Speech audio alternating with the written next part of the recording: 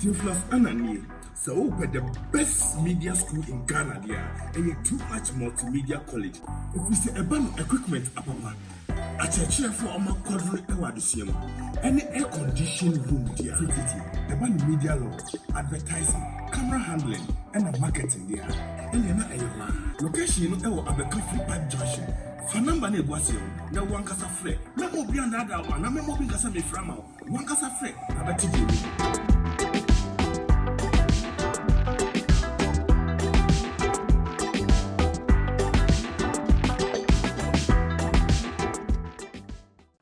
Akwaba Stronko enkoma wa wohwe me sabre ewo Africa Media eso na ebusuafo enne dey ye abranti bi je se ye dia wonani ai eya ne ye kase dane da je se mrante no mutimi di wo man ne ne wo mutu ho na wo musu ne so e dia ba ye bi e dia wo abranti bi ani ama ebusua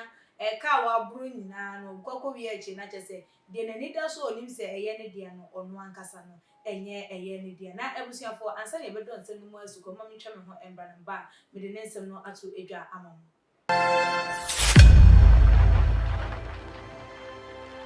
na ebusuafo I said ye abaya no ede ensem no etu edwa no enyo say my boyfriend got another woman pregnant and had been spoiling her throughout the pregnancy, went all out with baby luxurious needs and organized damage payments. On that week, he blocked me. He done all of this behind my back, all to find out he is not the father. Now, it was your for I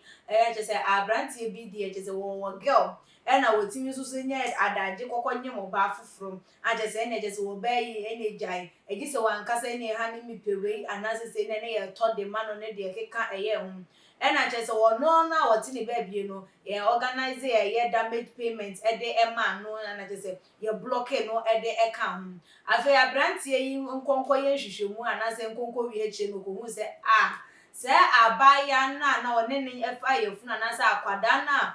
nunti no just wo pamo ne kanchema wone ne etie ne akwada no enye ne ba ebusuafo eye wo a anka wo beye den na enam saye enti no miankasa mini aba eye ekwa broni e wa ha me no ebo era ensem mu ekwa mo kwaba meje o sabi ne ba bibi aboko die nyankopon adom branti yi ne hawa wa akobro ma na say de abaya yi ede aye no hu ne say abaya na mo ntutu yi ne twa yi ana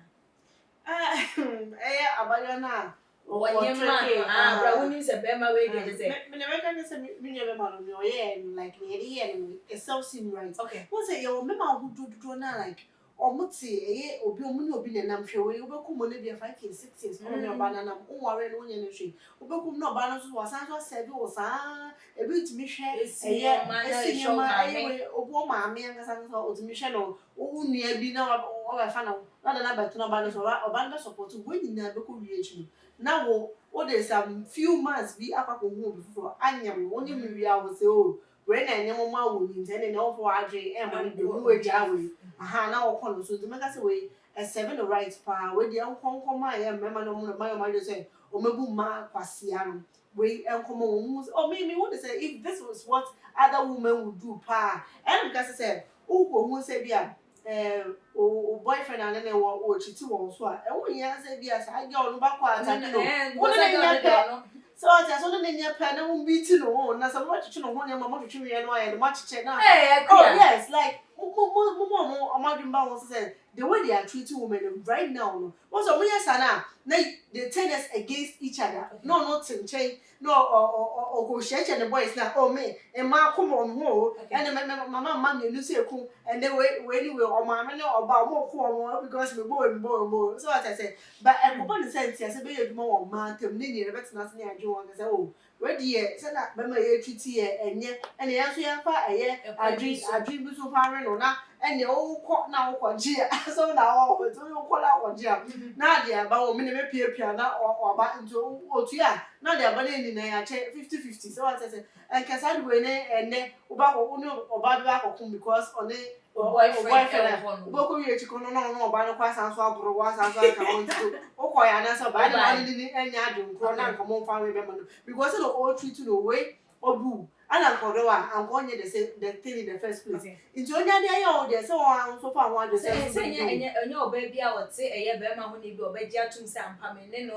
ne wo eye wa ye di wa bro no me ne wo e ba be ye ba ko ne atwetwe be ma no bo ho no ma olu hu ni say on dey wa fa na world cup oni say be ma ne dey by all means can ke was aware enye ne enko to ono ne sa enya dey say obeje eye we na tumti wanya ntuma na je say obehu oba no ase wo have eye negative mind and the fa be ma no nti wo say obetinya ka che be ma no krampa ma be ma no so enya bibi afa ho sa se de wo krampo no no wotie na je say na wo ompe no ana se wo adwumbo ni bitane na o me no wotie no wo pame a anka wa kofa me chi say wo kofa ma foforo enti me so ma fa me ho adwe I don't know the moment obetwe no ho oba koye that thing in the first place should tell you say he's no longer interested in this relationship. So what I say, near all who ever hand say any friend, any day, into no walk into this particular relationship, no, he's not interested in it. There is a possibility that relationship will be every breaking, and I will say, but also move for a no benefit to be. So what I say there, or share how this will go. So where I won't say, no, back. Saa otumo abo se fufuro ba abasa so akọ nti wont na say e ma ne fa saa de we ne de endu nti wonya nye saa ne de na so afa ho age na so benefit efi wa na yenye ne saa mu okay na say wa kwa kopem wo jam me and say wo tua e da make payment e de man we na blocking me because of say when your baby mama they say baby mama na ma wa hu say akwada na enye oba nti oba baka abaya no onje no ana ho no wanje she should not fool herself. Okay. A man that is interested in you will forever be interested in you. You shouldn't be the second option. Okay. Men jam home my own se me ko na ye year ana me ba fa wo debi men yo wo sa esa na ko sa one kasa you are desperate one two as a who need value bia e ma wo uni obuo bia e ma wo me ma ne e ma ne sam be ma ne baba ka mani who say you are someone that should be respected. You are someone that is very valuable. Into going to me and cherish you. Kai say I want me and cherish you that should be. Into the end there because of what watching ya and ko ya ma no me de me ho e ma no ma hwe ne ba kosi and be ye debi anya debi ye. It me who say so be ma ne baba ka me say obe back. Pa so on the say one so obe say oh this is the one on me AGA when I am faithful am me ba ko ne de one for me anko ankosi nti me nko biom enko start all over na enkosi sa biom e bia women are not supposed to be trusted and not all women are not nti who na other so who na we after all say that so say we unique na dem fu me ma say na samrani akese mama na ndada because all be saa so ko shi obi fufura ade na ode aye wo apne so wasua wonimade a ode aye woni tua pa ade ode ye wo san so tutu sika ma so damage den ama wo age ati ase wonim so oh ene we na wo